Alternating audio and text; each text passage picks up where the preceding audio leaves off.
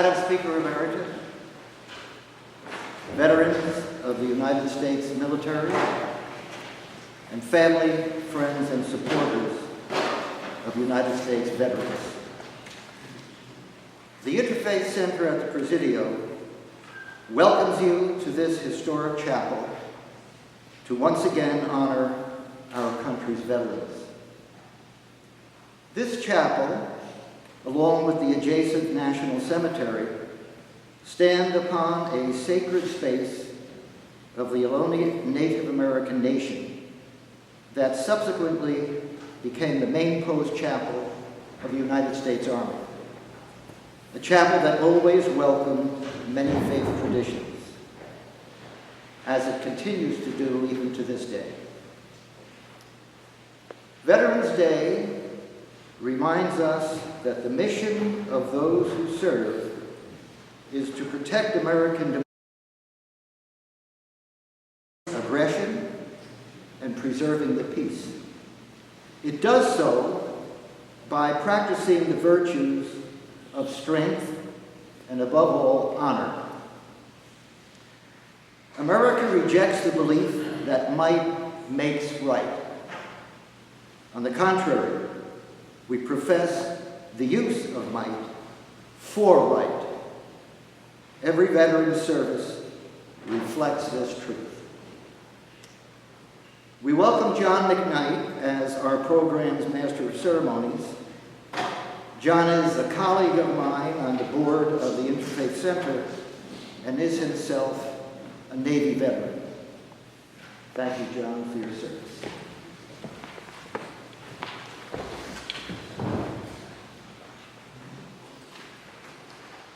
Good morning, all. Welcome to this historic chapel on this very important day. It is on the 11th day of November every year. We remember what it means to close the book on a war. It is on this day that we as a collective nation and nations across the world join in a solitary prayer that no generation should ever experience what they felt at the end of World War I. I'm honored this morning to bring forward Girl Scout Service Unit Troops 30116, 62684, who will present the colors and toll the bell. Bringing up and presenting Scout Stephanie Lee.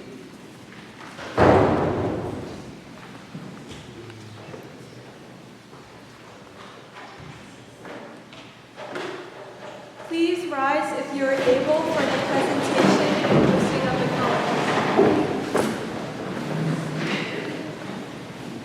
Color guard, advance.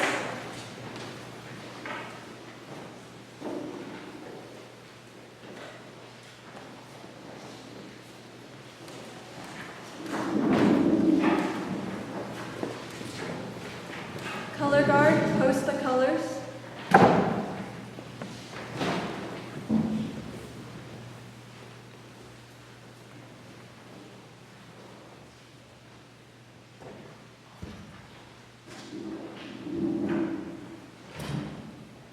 Please repeat with me the Pledge of Allegiance. I pledge allegiance to the flag of the United States of America and to the republic for which it stands, one nation, under God, indivisible, with liberty and justice for all. To sing the national anthem this morning, may I please bring up Julie Jim. Oh,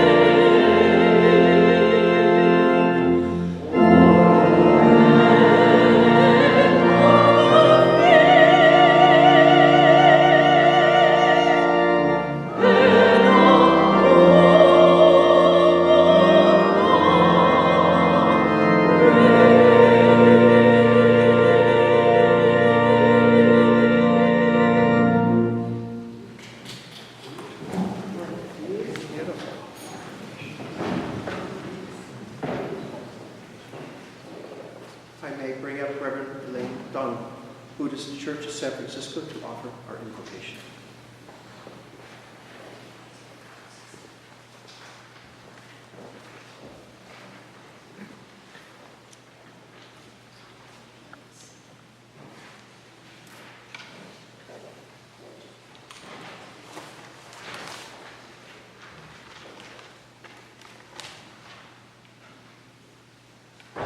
With family and friends in my heart and minds who have bravely served this country, I'm honored to offer today's invocation with a short meditation cultivating the two qualities, for me, that stand out on this Veterans Day: gratitude and peace.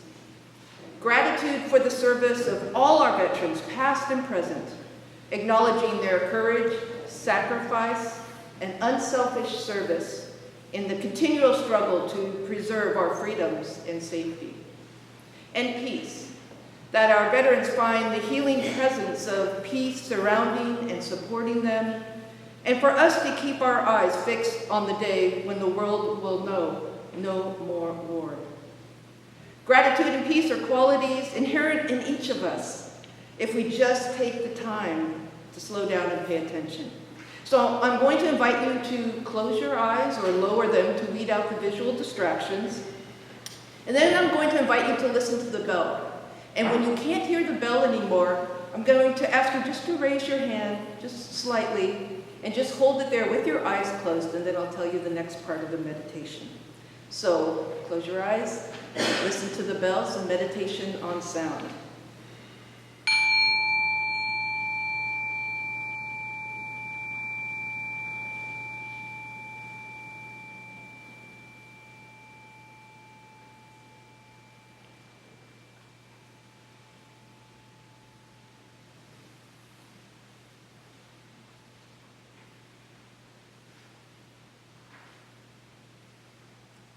And with your eyes closed, take your hand and place it over the part of your body that you could really feel your breath.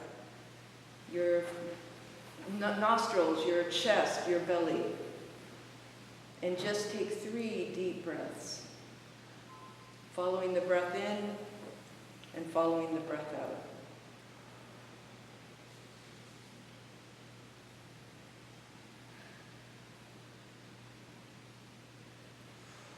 Let us share this peace and gratitude we've nurtured this morning with all veterans and with each other. And may peace and gratitude prevail. Amen. Namo Buddhaya.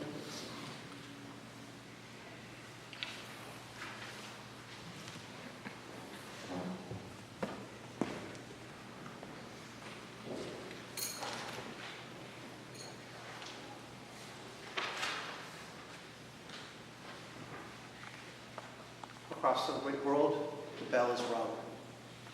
Joy, Girl Scouts will break the color, stand to the back of the chapel, and they'll each take a turn ringing the bell 21 times for all the people in the world we lost in the First World War. Color guards dismissed.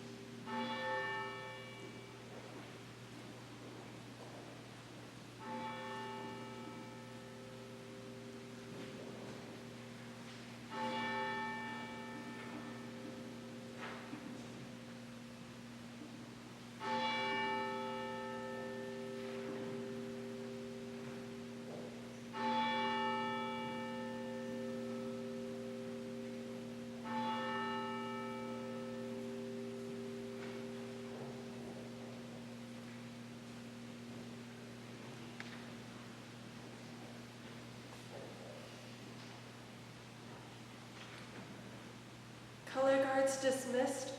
Will the audience please be seated?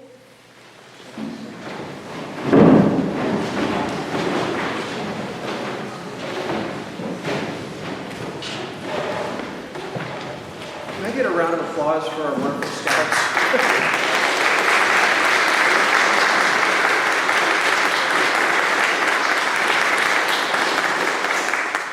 Good morning to everybody here.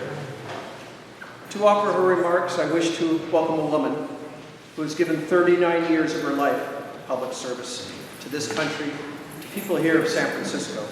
It is my honor to introduce Madam Speaker Emerita Nancy Pelosi.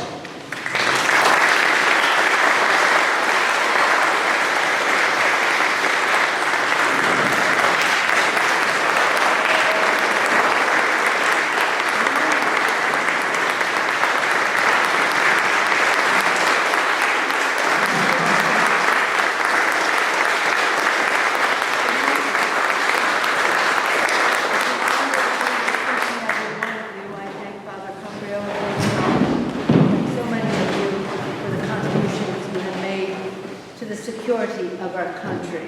I was very moved by Langdon's beautiful invocation earlier. Can you see? Oh, okay, I can walk around. I could use my mother of five voice.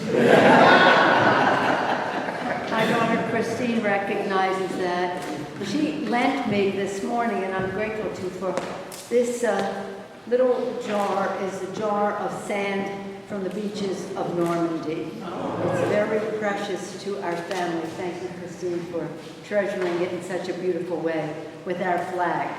I'm from Baltimore originally, where the national anthem was written, and one of my favorite lines in it is, "And our proof through the night that our flag was still there."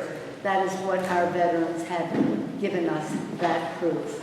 I'm honored to be here with Michael Blacker. I just saw him honored a few nights ago at Swords to Plowshares. He's done more than anyone I know to help our veterans. Thank you, John. Thank you, John McKnight, for what you're doing down there at Chaplain as well, as I said, Father.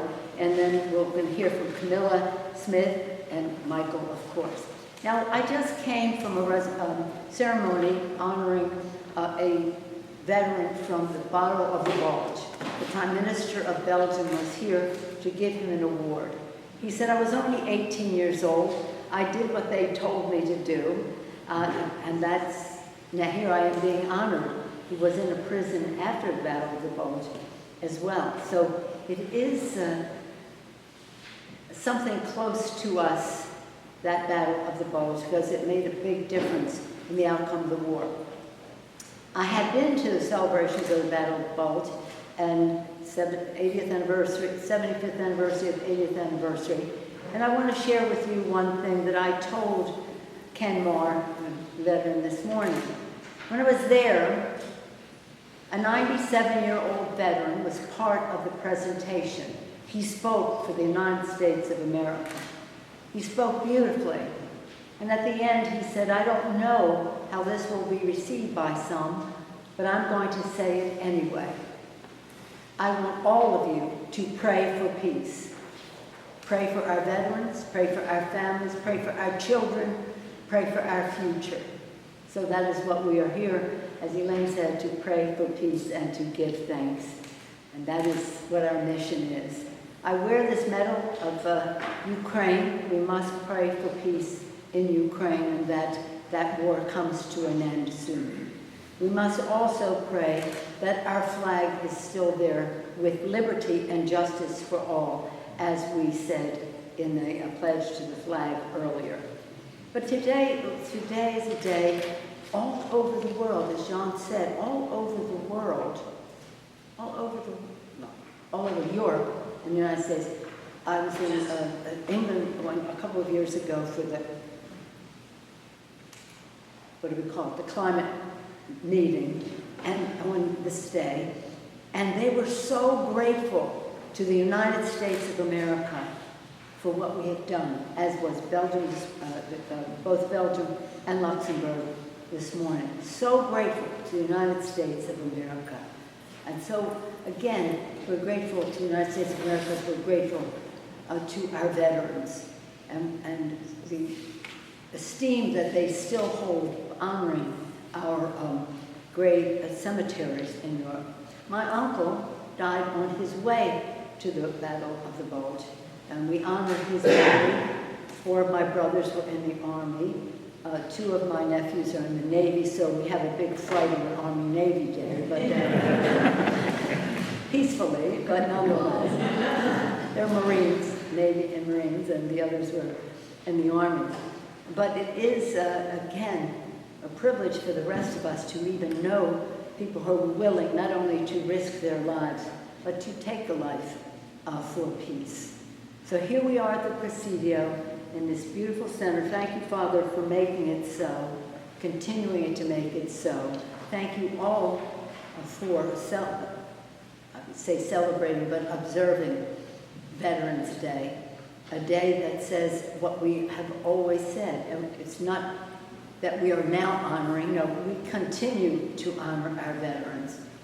And as Michael Blecker has heard me say, and we've all said over and over again, we must remember that on the battlefield, we leave no soldier behind. And when they come home, we leave no veteran behind. Happy Veterans Day to all of you. Thank you.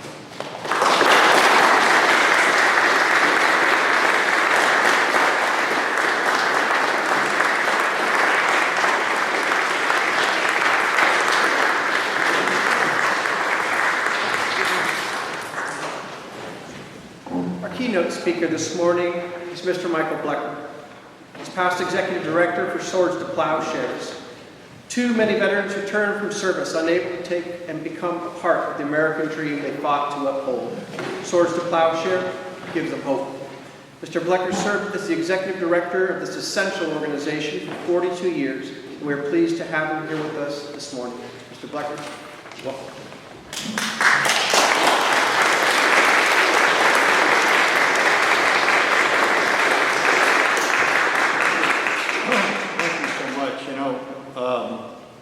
I've been to, many services. I don't think I've ever heard a speaker, as Nancy just said, willing to give a life, but also willing to take a life. And that's the extent. That's what service, that's what, joining, taking that oath is really all about. So it's a very, for her to remind us of that is so significant and important.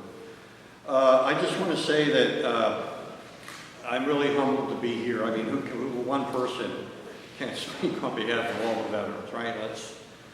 We all know them. They're our family, right? They're caregivers, they're survivors. They're buried outside. They're struggling right out on the street, right now. And they deserve all of our support, all of our love and support, really.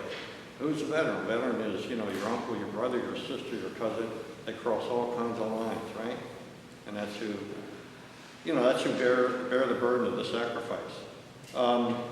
So I will say that a lot of my, insights really came because I was a grunt in Vietnam, right?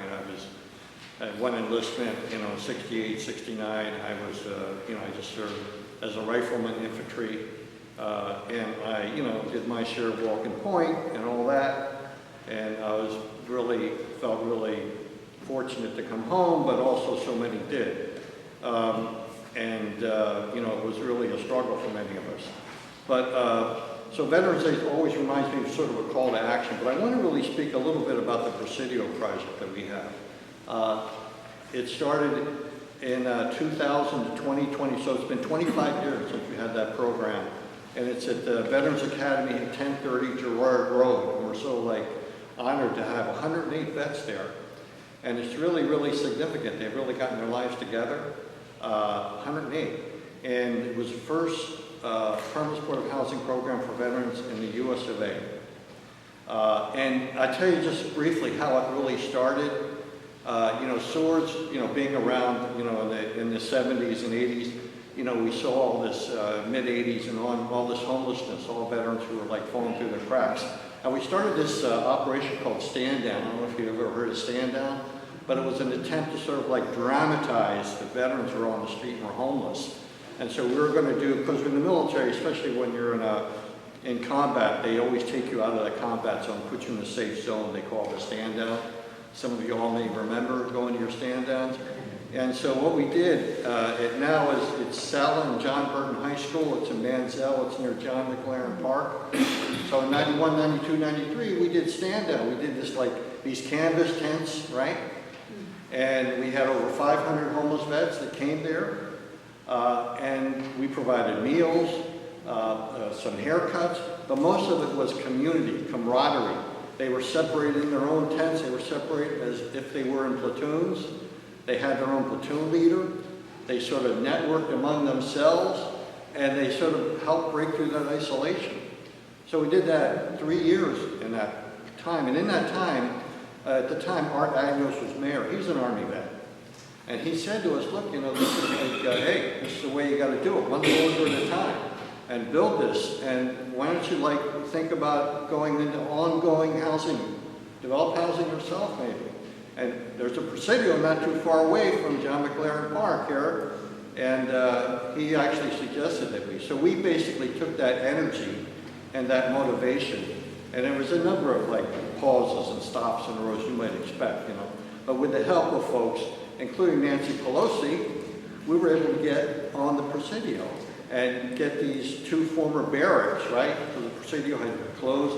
And veterans, especially the Vietnam vets, all veterans, remember Letterman Army Hospital, right? That's where many convalesced, at Letterman Army Hospital. So the Presidio had, like, it was like sacred ground for them. And so we're able to take those 2 barracks at 1029 and 1030 Girard Road and turn them into housing. And it was, you know, support of the city and the county and the state and everyone else, you know, to help us make this possible. And so we did this.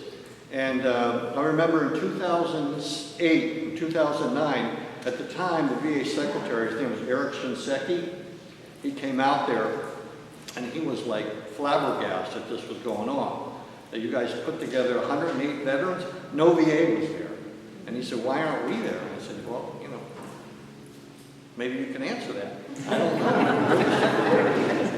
And so, as a result, I think, I'd like to believe that as a result of that, he was inspired to do more and recognize how important it was.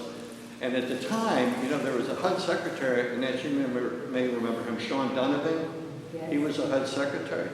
And under President Obama, what we had was the Secretary Eric Shinseki and the HUD Secretary, Sean Donovan, got together and set aside these VASH vouchers and helped create permanent, and got the VA into the business of permanent supportive housing. And it was like a big game changer, right? It was sort of an example, you know, the government can do these things because it takes everybody to do housing. Developing housing is incredible. And so as a result of that, the community came together, and I think as a big time result, the number of homeless vets were reduced dramatically, something like 50% over a certain period of time. And now we have actually, a lot of cities, and San Francisco is one of them, can reach what they call functional zero. It means there's an inflow and outflow of homeless veterans. It means that you have enough capacity to take care of those coming in as well as those who are there. And we're really close to that level, and that's really because the city of San Francisco took it upon itself to recognize they had an obligation, really. And it was the federal folks and the state folks and everyone else coming together. And that's really made a big difference. And I'm feeling so good about that, right? And we should feel good about that, really.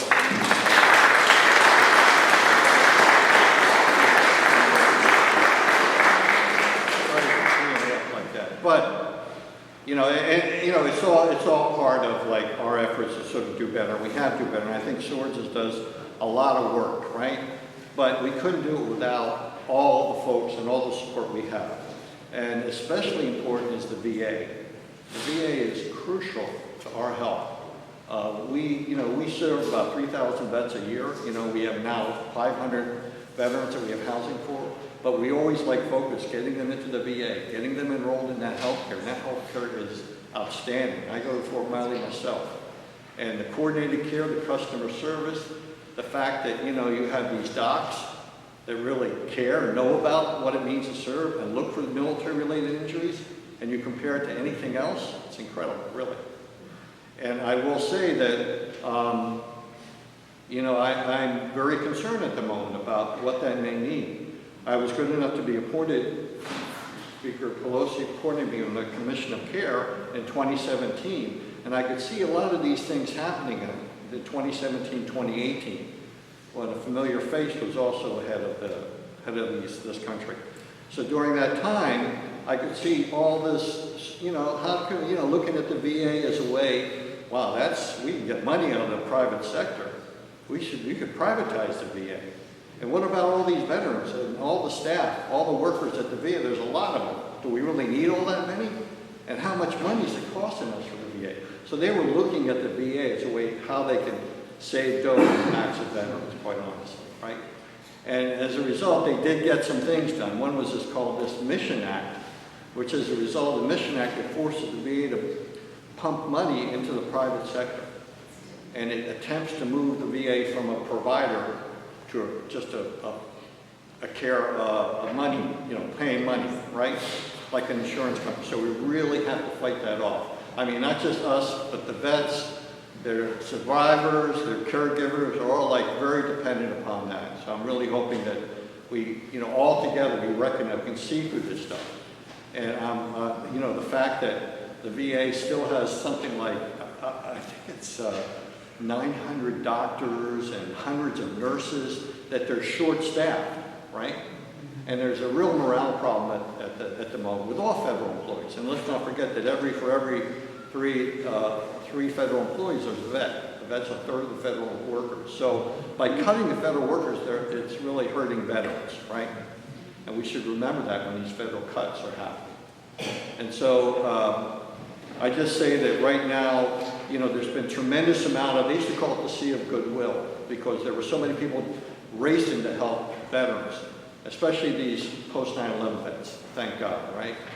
But look what they had to go through, 20 years of war, 20 years, to go through traumatic brain injury and all those unique issues around, PTSD and everything else that happened, right, to those vets, right? But as a result, they fought back, and the government has really picked up, and the country moved the needle. And as a result, they got a much better GI Bill, much more generous. It allows them to pay for their housing costs, as well as go to school, pay all the tuition. There are these yellow ribbon programs. It pays for the gap if they're going to school and it's too much. The yellow ribbon program comes into play. There are all these vet clubs and vet school and colleges. That wasn't there when I was there, for sure. But that's all been built up, and that's all those things are really significant. Even all these, some of them are symbols, right? But the care for our veterans and survivors and caregivers remains so important. We just can't let that momentum be removed. Probably Alice, my daughter.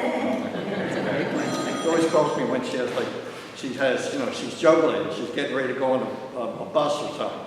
She's doing 3 other things, then she just remembers me and gives me a call. So anyway, I just want to say that this is our moment to think about vets. Like I said, to me, Veterans Day is a call to action. So let's continue to act, and let's be super observant. Let's fight for veterans, make sure to preserve the VA, and take care of those who see. And just engage people, engage folks. They want to be engaged. They don't want to be isolated. So I think with that, I'll end my remarks. Thank you all so much.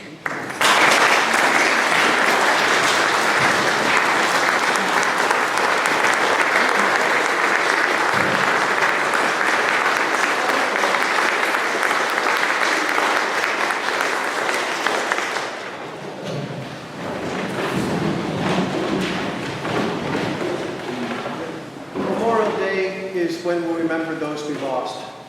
Veterans Day is when we remember who is still here with us, those who put on the uniform, took the oath, and fulfilled this promise. We're going to recognize our veterans here. Is there a music queued up, by the way? We're about to cue up the music, and there's one piece of music I don't have. Now, no Space Force jokes. The day I have a Space Force veteran here, but we're going to cut that out. But I don't have that yet. However, there's one piece of music I don't have. We will stand when music is played that represents your service. However, today we are honored to be joined by Rick and Judy Manfield. Rick and Judy Manfield, British Army, Royal Military Police, would you stand and be recognized? Veterans joining us from across the pond.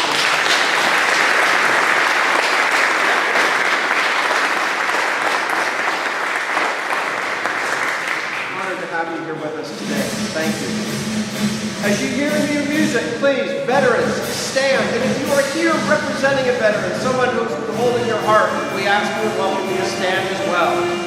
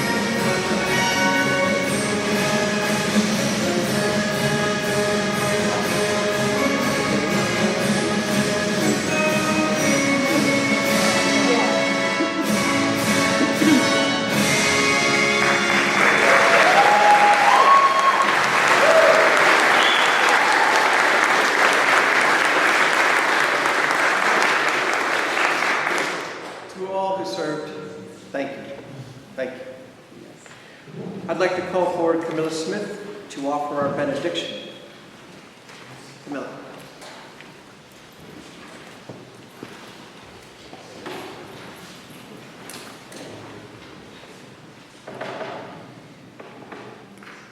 Our dear Father in heaven, we are so grateful for the many blessings that we have. And we're so grateful for those who have made these blessings possible. We're thankful for the freedom that we enjoy. We ask thee to bless us and bless our veterans, that we will protect them, that we will help heal the spiritual wounds of war, that we will have peace, and that we will fight as hard for peace as we have for our freedoms. And I pray this in the name of thy Son, Jesus Christ. Amen. Amen. Amen.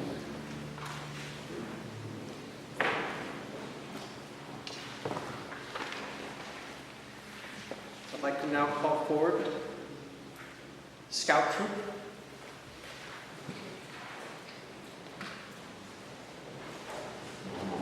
Scout Company Lee, and all of those able, if you would, please stand.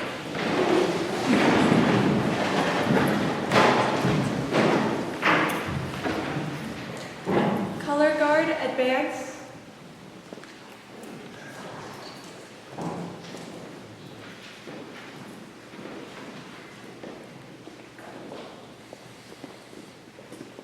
Color Guard, retire the colors.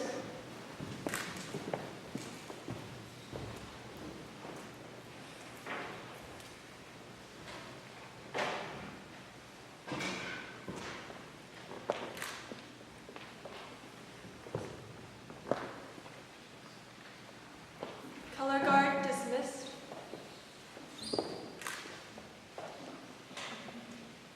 Color Guard, dismissed.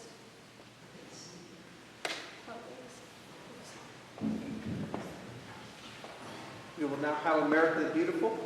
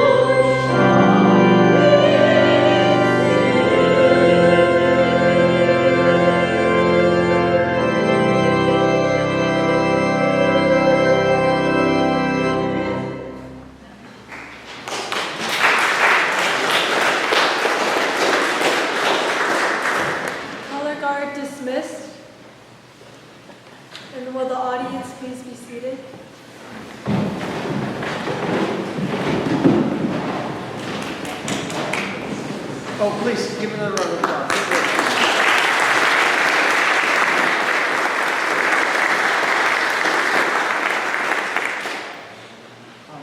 Father Jerry to come back up and offer his closing remarks.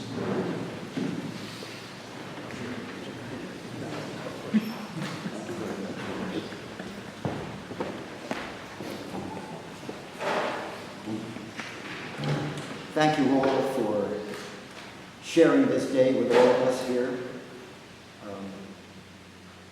It's days like this that renew our love for our country and for the values we were brought up with.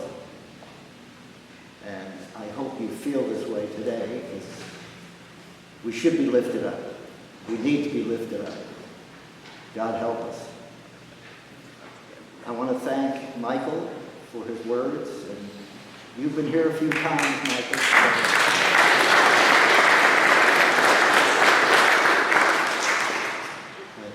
He's a shining example of one who not only remembers veterans, but who has done the hard work of actually doing something about it. And so we really appreciate that, Michael. And finally, thank you, Madam Speaker, for being here today. We're very honored that you chose to be here with us. And I know that very shortly you'll be leaving for Washington, I think. Washington and the House of Representatives in the gallery, it reminds me of a gladiatorial contest. It's like the Coliseum in the day. And your 4 decades of service is exemplary, to say the least. By the numbers alone, your speakership really outdoes everybody.